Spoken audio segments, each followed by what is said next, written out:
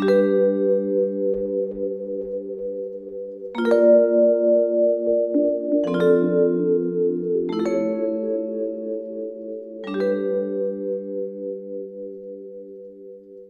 naquis le 7 novembre 1947. À plus de 5 ans, je ne parlais pas. Toute petite, j'avais commencé à dire quelques mots, puis j'avais arrêté. Je ne voulais ou ne savais pas sourire. Ma photo d'enfant sauvage, c'est un sourire qui se refuse, des lèvres serrées, des yeux perçants. Je ne répondais pas quand on m'appelait. Mes parents se demandaient si je n'étais pas sourde.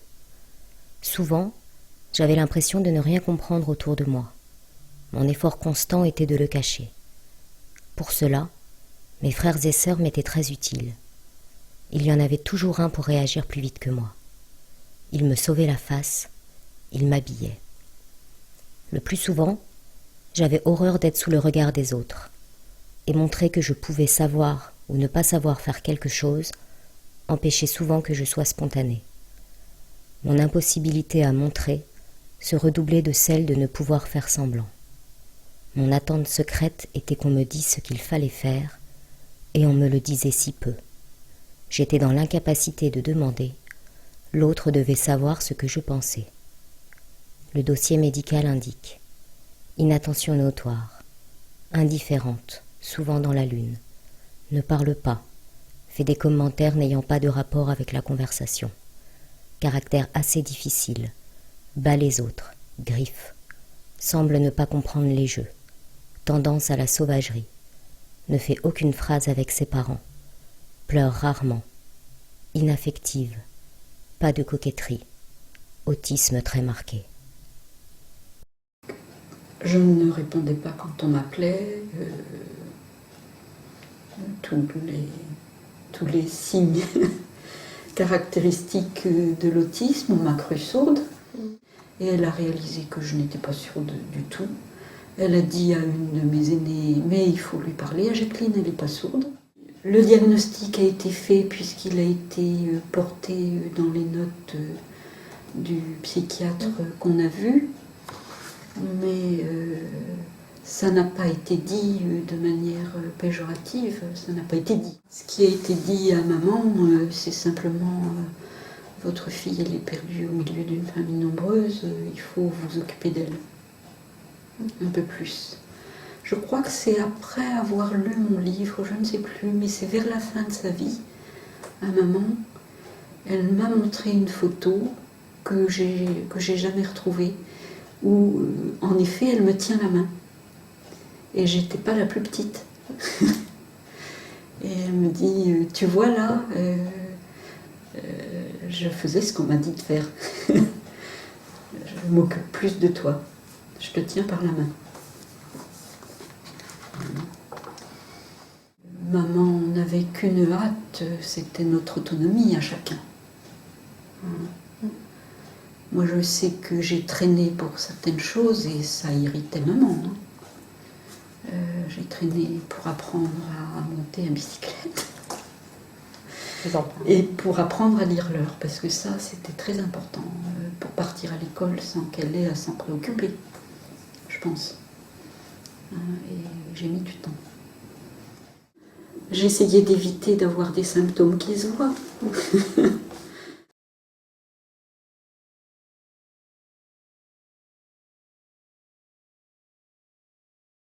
C'est vrai que le langage, je l'ai abordé avec lui, en même temps que lui, disons. En même temps que lui. C'est vrai aussi que c'était un garçon assez extraverti et assez bavard, disons. Donc, ça me facilite toujours les choses quand je suis avec des personnes plus extraverties. Je parlais peu. Je pense qu'il parlait pour moi parfois. Il suffisait que l'un d'entre eux dise quelque chose pour que ça me suffise, enfin. C'est presque comme si c'était ma parole, à la limite. Vous viviez à travers eux? Oui, probablement. C'est pour ça que d'être parmi les autres, c'est vraiment très important. Hein. Et que les enfants qui sont seuls, j'imagine bien que ça doit être beaucoup plus difficile pour eux.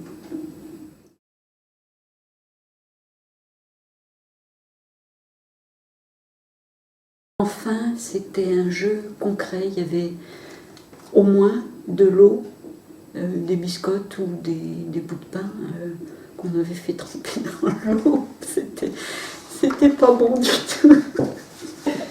Mais il n'y avait pas à faire semblant. On pouvait vraiment manger. Parce que de faire semblant, ça ne vous Ben, paraît je pas? pense que je n'y arrivais pas.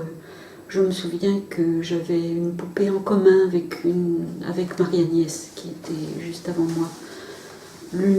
On avait en commun une poupée et une petite chaise de bébé. Mais moi, je ne savais pas, je jouais avec ça. Et on a ri.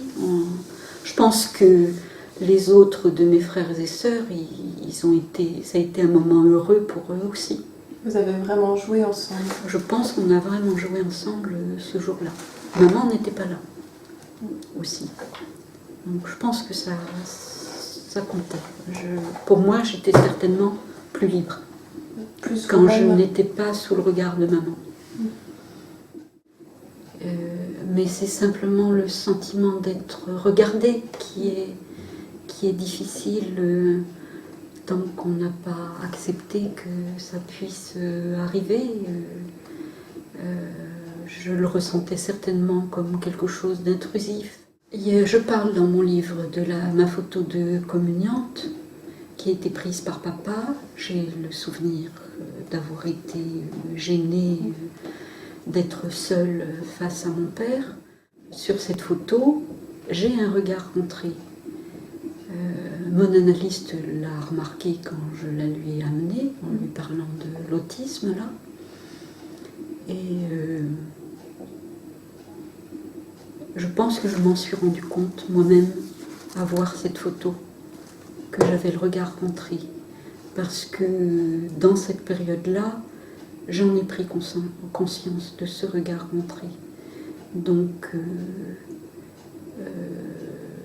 j'ai pas continué à fuir dans ce regard rentré. C'est de le voir et d'en prendre conscience. Oui, qui fait que j'ai fait l'effort d'arrêter. Quand le regard repartait, je m'en rendais compte et je revenais. Donc c'était une décision, oui. Je voulais pas me démarquer des autres. Et je trouvais que ce regard rentré me démarquait. Donc j'ai cessé à ce moment-là. Et j'ai le souvenir que quand maman m'a demandé parfois d'appeler les petits, les deux plus jeunes de la famille, j'appelais Guy, parce que le son I porte bien et que c'était très court. Et c'était... Ça économisait. Je dis même pas que c'est moi qui appelais, c'était l'appel de maman en quelque sorte. C'est elle qui me demandait de le faire. Vous n'étiez pas vraiment là, dans cet appel. Oui, je portais la voix de ma mère en quelque sorte. Et je savais que quand on appelait Guy, Catherine venait aussitôt. Donc, il n'y avait pas besoin d'appeler les deux. Mais ça aurait été plus compliqué pour moi d'appeler comme ça Catherine.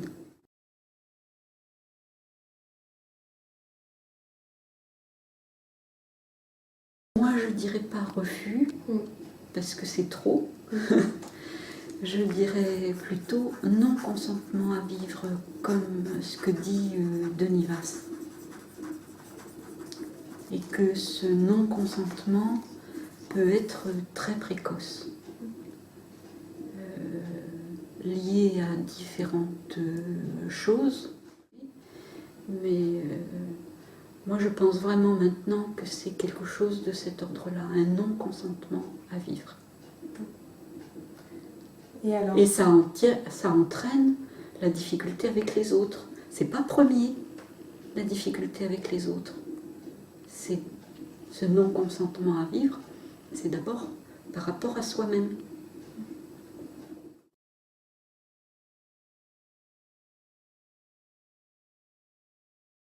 À la fin du 2e CP, je savais déchiffrer parce que maman m'avait appris, en plus de l'école, mais je ne comprenais pas ce que je lisais.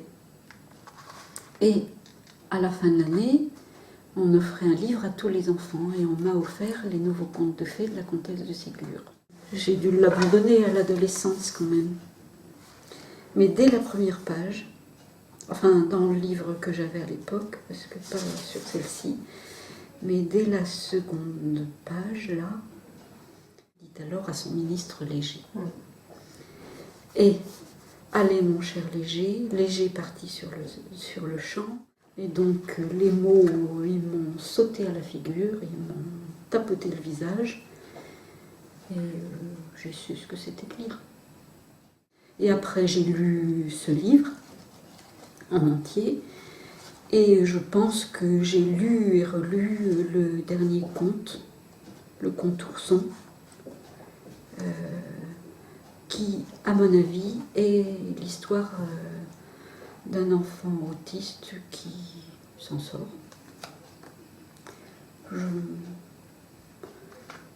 On peut penser que la comtesse de Ségur a connu un enfant autiste. Un enfant autiste. Enfin, j'aurais envie de faire cette hypothèse-là.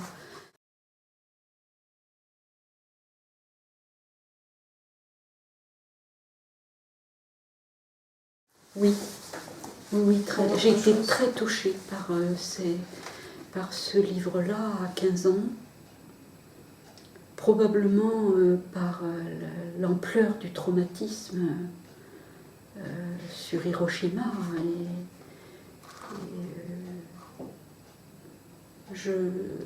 Maman avait dû me donner un petit agenda juste avant et j'ai dû commencer à écrire à ce moment-là. C'est avec ce petit carnet que j'ai parlé pour la première, à mon avis, que j'ai parlé pour la première fois à un adulte. Sans être habillée par vos frères et sœurs. Voilà, j'y étais toute seule. J'y suis allée avec le carnet. Mais en tant et que j'étais vous-même. toute seule. Oui. Alors, ça a été plein d'émotions pour moi. Mais bon, je l'ai fait quoi. Oui. Oui, je me suis mise à parler un peu plus à l'adolescence, certainement. Je me suis un peu épanouie sur le plan social avec, à l'école, au collège, et avec mes frères et sœurs aussi.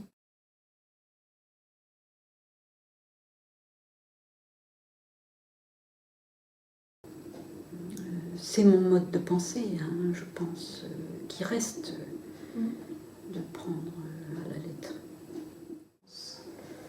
Alors il y a ça, il y a le goût pour la précision. Probablement il y a la mémoire, quoique en vieillissant c'est quelque chose qui s'estompe un petit peu. Et puis je suis moins dans la maîtrise aussi.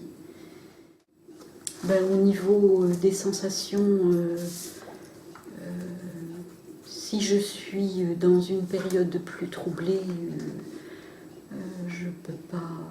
Plusieurs sensations en même temps, c'est difficile. Il y a des choses qui sont complètement perturbées.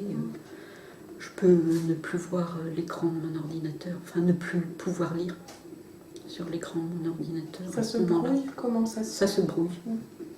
Et je ne sais pas où poser mon regard pour voir. Ça, c'est quand vous allez plus mal. Ça, c'est quand je vais plus mal, oui. Et au niveau auditif aussi, il y a le même genre de phénomène qui... Alors, en même temps, je peux ne plus bien entendre ce qu'on me dit. Et si j'ai un téléphone à l'oreille à ce moment-là, je peux avoir l'impression d'avoir mal à l'oreille même. Mais bon, c'est les périodes où l'autisme revient. Vous parlez aussi une sorte de petite stéréotypie, enfin je sais pas si je peux nommer ça comme oui, ça, les objets. Oui, ça m'est arrivé à ma grande surprise parce que je ne sais pas si ça m'est arrivé enfant, mais en tout cas, j'étais pas chez moi, mais il y avait sur la table des objets,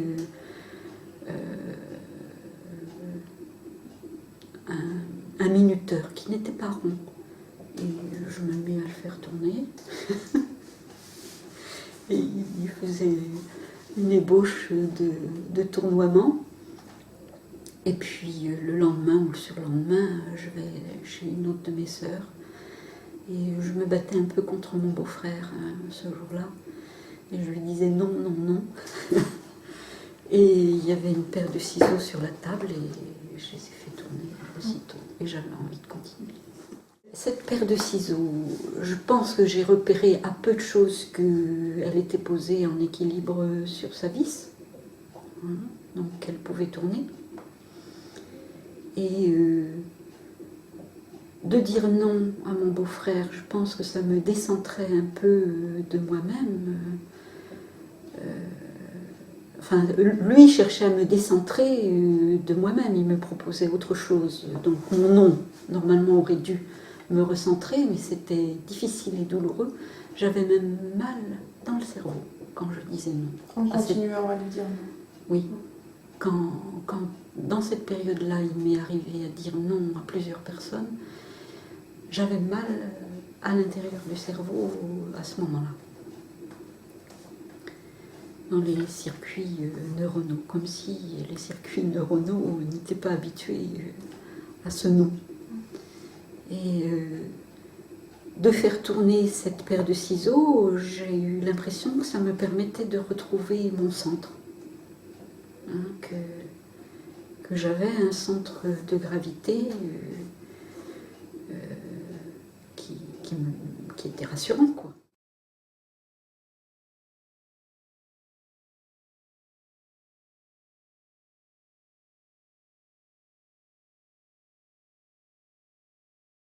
Oui, je pense qu'il y a eu quelque chose de particulier, mais je ne sais pas pourquoi. J'ai beau relire le livre qui m'a fait décider d'écrire, je ne vois pas trop. C'était un livre sur le déni de Bernard Penaud, mais je ne vois pas trop ce qui m'a décidé à écrire. En tout cas, après, en refermant le livre, je me suis dit, mais moi j'ai à dire sur l'autisme. J'ai écrit, j'ai commencé à écrire, et puis au bout d'un moment, je me suis dit, mais ça aura beaucoup plus de poids si je témoigne.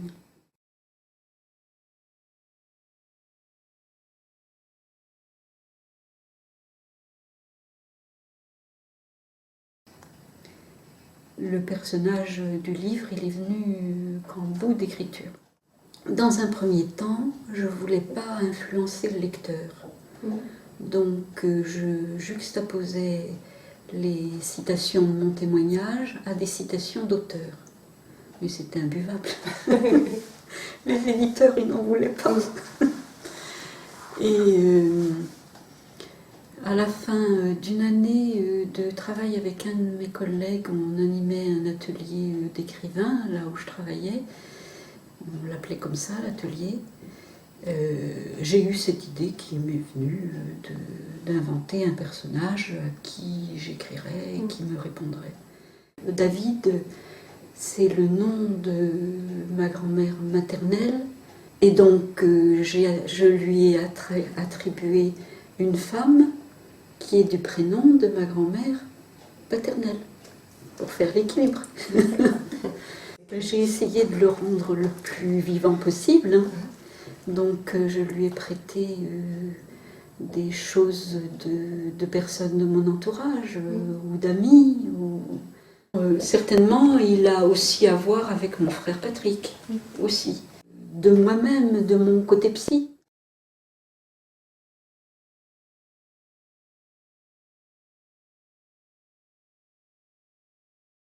Parce que moi, j'ai compris pour moi quand j'étais étudiante, mais mon premier mémoire en première année, c'était Parole et silence. Je savais bien pourquoi je faisais psycho. C'était évident pour moi. Mais j'ai contourné la chose par rapport à l'autisme. Parce que je pense que j'en ai entendu parler dès la première année.